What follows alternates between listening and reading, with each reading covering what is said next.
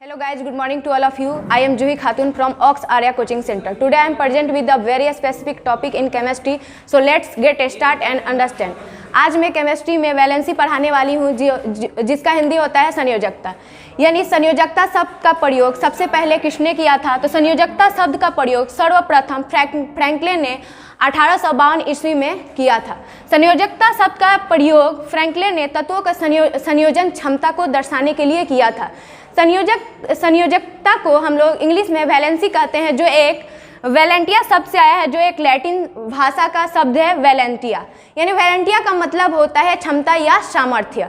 तो आज हम लोग इस सारी चीज़ों के बारे में पढ़ेंगे। संयोजकता क्या है और संयोजकता किसे कहते हैं। संयोजकता को हम बहुत ही डिफरेंट तरीके से उसको परिभाषित कर सकते हैं, अलग अलग तरीके से।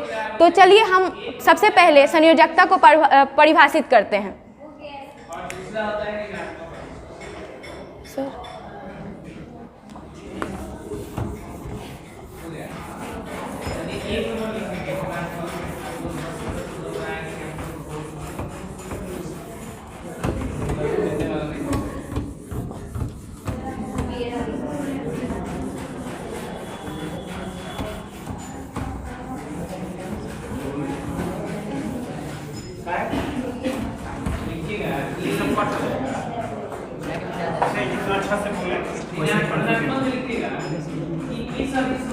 अब हम सबसे पहले संयोजकता को परिभाषित कर लेते हैं कि संयोजकता क्या है।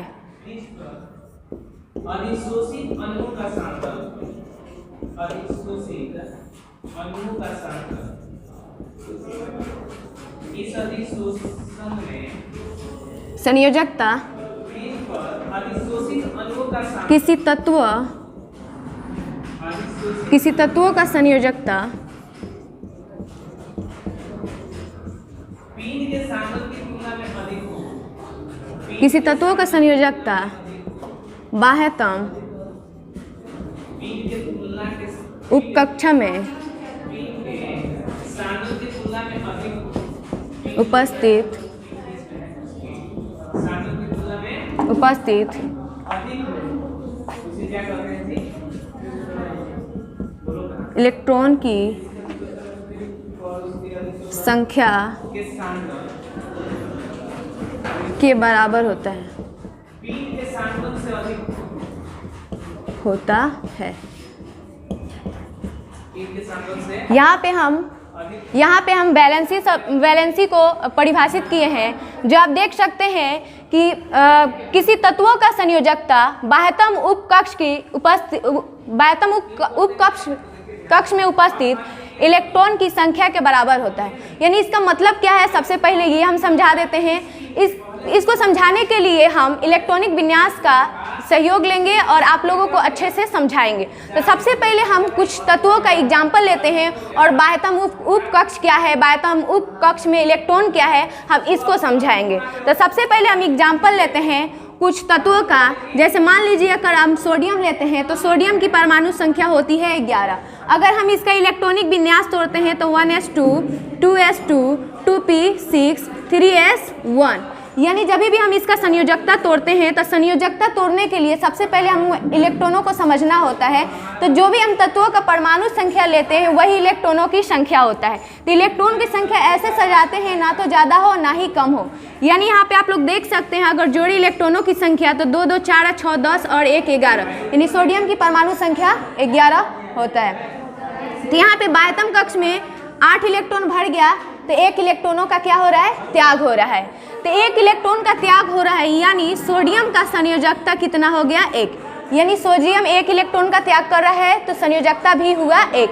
तो आप सब देख सकते हैं कि यहाँ पे 8 इलेक्ट्रॉन जब भर गया है तब यहाँ पे इसके बाह्यतम यानी बाह्यतम कक्ष में जो भी इलेक्ट्रॉन रहते हैं उसे ही हम उपकक्ष बोलते हैं। तो यहाँ पे उपकक्ष में 1 इलेक्ट्रॉन बचा है, तो यानी सोडियम का उपकक्ष में इलेक्ट्रॉनों की संख्या कितनी है, 1 है। अब हम एग्जाम्पल में दूसरा लेते हैं, जैसे मान लेते हैं क्लोरीन। अब क्लोरीन लेते हैं तो क्लोरीन का परमाणु संख्या होता है 17 और इसका जब इलेक्ट्रॉनिक विन्यास तोड़ते हैं हम तो ये होता है 1s2, 2s2, 2p6, 3s2, 3p5।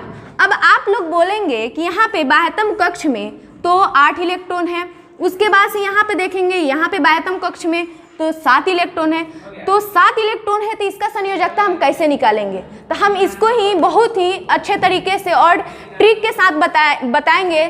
तो इसलिए आप इस वीडियो को लास्ट तक देखिएगा। सबसे पहले तो देखेंगे यहाँ पे क्लोरीन।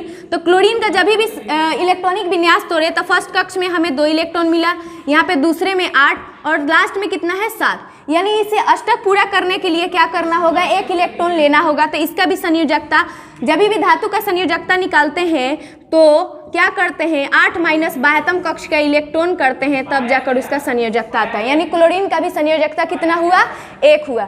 तब इसी का डिफरेंस समझाने के लिए हम बहुत सारा ट्रिक लेते हैं और बहुत सारे तत्वों का एग्जाम्पल लेते हैं, फिर आपको समझाते हैं। इससे पहले हम ट्रिक समझ लेते हैं कि धातु का संयोजकता कैसे पहचाने, अधातु का संयोजकता कैसे पहचाने, धातु का संयोजकता कैसे निकाले, अधातु का संयोजकता कैसे निकाले। तो उसके लिए हम एग्जाम्पल बहुत सारा धातु लेते हैं और अधातु लेते हैं।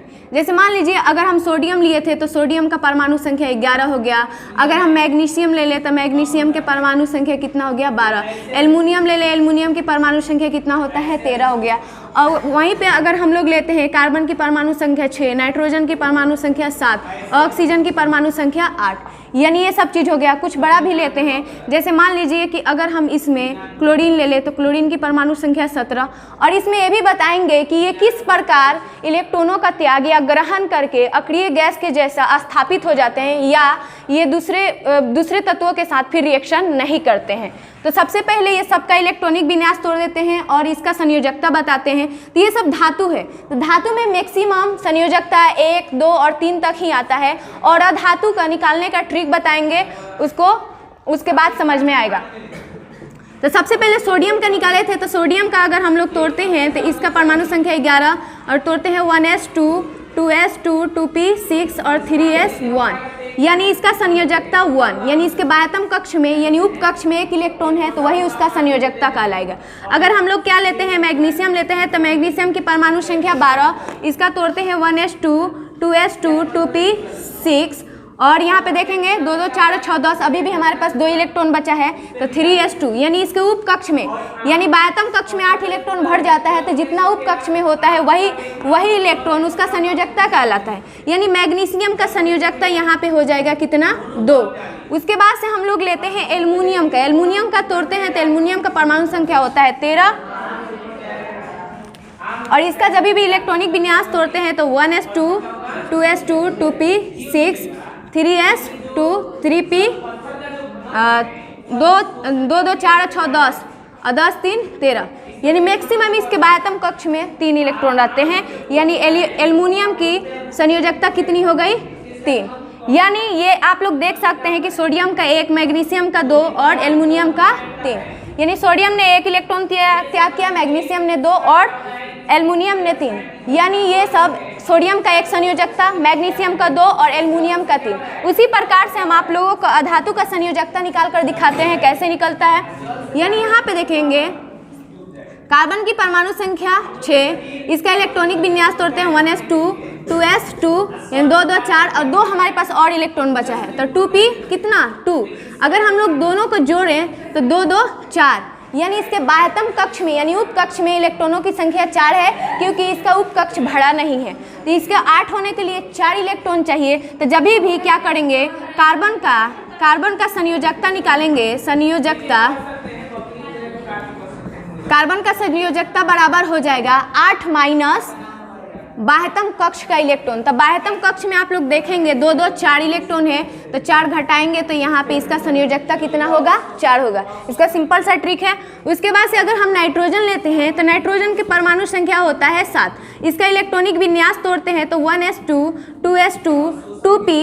अब देख लेंगे, जोड़ लेंगे 2, 2, 4। अब हमारे पास 3 बचा है तो 3 सजा लेते हैं। अब फिर से देखेंगे कि इसके बाह्यतम कक्ष में इलेक्ट्रॉन 8 नहीं भरा है, 3, 2, 5 इलेक्ट्रॉन है। फिर से इसका संयोजकता निकालना होगा तो नाइट्रोजन का संयोजकता निकालेंगे तो क्या होगा, 8 माइनस बाह्यतम कक्ष का इलेक्ट्रॉन। बाह्यतम कक्ष में इलेक्ट्रॉन कितना है, 3, 2, 5 है। तो अगर 5 करते हैं तो घटाएंगे तो यहाँ कितना आएगा, 3। यानी यहाँ पे नाइट्रोजन की संयोजकता कितनी हो गई, 3 हो गई। उसके बाद से हम फिर लेते हैं किसका, ऑक्सीजन का। ऑक्सीजन का परमाणु संख्या होता है 8।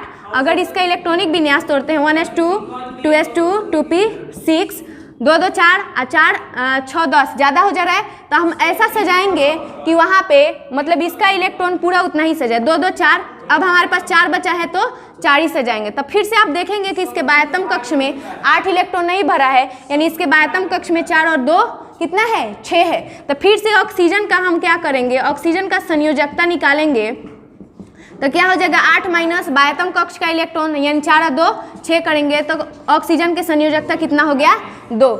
अगर मान लीजिए कि जो एक इलेक्ट्रॉन का त्याग करते हैं उन्हें एक संयोजी इलेक्ट्रॉन कहते हैं या एक संयोजी तत्व कहते हैं, जिसे मोनोवैलेंट भी कहते हैं। जो 2 इलेक्ट्रॉनों का त्याग करते हैं उन्हें डाईवैलेंट कहते हैं। जो 3 इलेक्ट्रॉन जिसका 3 इलेक्ट्रॉन मतलब संयोजकता होता है उसे ट्राईवैलेंट कहते हैं। और जिसका 4 इलेक्ट्रॉन संयोजकता में होता है उसे टेट्रावैलेंट कहते हैं। आ रहा है समझ में?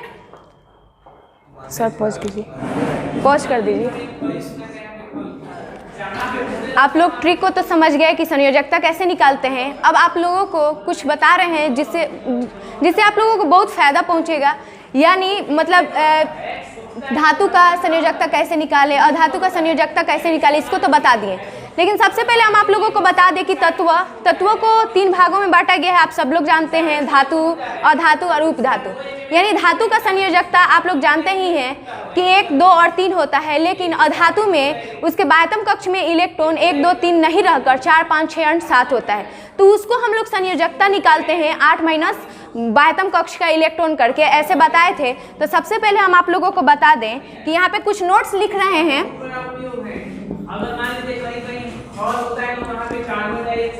धातु का संयोजकता या इसके बाह्यतम कक्ष में इसके बाह्यतम कक्ष में 1 2 तथा 3 इलेक्ट्रॉन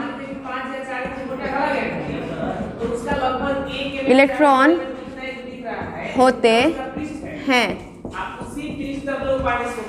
अब चलते हैं अधातु के बारे में समझ लें।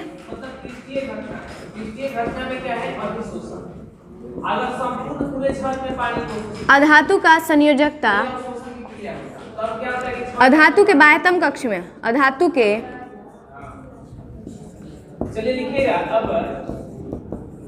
बाह्यतम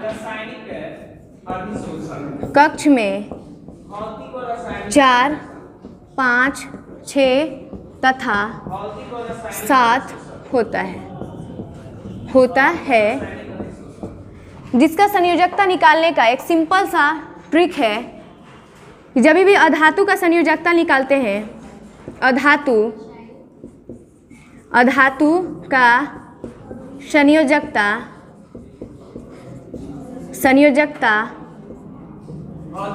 का संयोजकता बराबर होता है 8 माइनस बाह्यतम कक्ष का इलेक्ट्रॉन। बाह्यतम कक्ष का इलेक्ट्रॉन। तो चलिए एक एग्जाम्पल देते हैं और फिर आप लोगों को अच्छे से समझ में आ जाएगा, क्योंकि इससे पहले भी हम समझा चुके हैं आप लोगों को। तो चलिए हम आप लोगों को एक क्या करते हैं, कार्बन का ही एग्जाम्पल ले लेते हैं। कार्बन की परमाणु संख्या सब लोग जानते हैं 6 होता है। अगर इसका इलेक्ट्रॉनिक विन्यास तोड़ते हैं तो 1s2 होता है, 2s2 2 2 4 और हमारे पास 2 इलेक्ट्रॉन बचा है तो 2p2। तो इसके बाह्यतम कक्ष में आप देख सकते हैं कि 4 इलेक्ट्रॉन है। तो इसका कार्बन का संयोजकता निकालेंगे तो आप लोग देखेंगे कि यहाँ पे एक हम ट्रिक लिखे हुए हैं। तो क्या होता है 8 माइनस बाह्यतम कक्ष का इलेक्ट्रॉन। यानी आप देख सकते हैं कि कार्बन के बाह्यतम कक्ष में 2 2 4 इलेक्ट्रॉन है, क्योंकि 8 इलेक्ट्रॉन इसमें भरा ही नहीं है। 8 इलेक्ट्रॉन होने के लिए इसे और कितना इलेक्ट्रॉन चाहिए, 4 इलेक्ट्रॉन चाहिए। अब देखिए उसी को हम घटाते हैं तो इसका संयोजकता कितना हो जाता है 4। यानी जो कार्बन है 4 इलेक्ट्रॉनों के बीच साझा करेगा, यानी इसका 4 संयोजकता है, यानी ये टेट्रावैलेंट है, यानी चतुर्थ संयोजक तत्व है। आ रहा है समझ में? अब हम आगे आज के लिए बस इतना ही। अब हम अगले वीडियो में संयोजकता सिद्धांत के बारे में पढ़ेंगे। तब तक के लिए धन्यवाद। ऐसे ही आप वीडियो को देखते रहिए और हमारे चैनल SKB मंटू सर को सब्सक्राइब कीजिए, लाइक कीजिए। अगर आपको वीडियो अच्छा लगा हो तो कमेंट करना ना भूलिए। Thank you.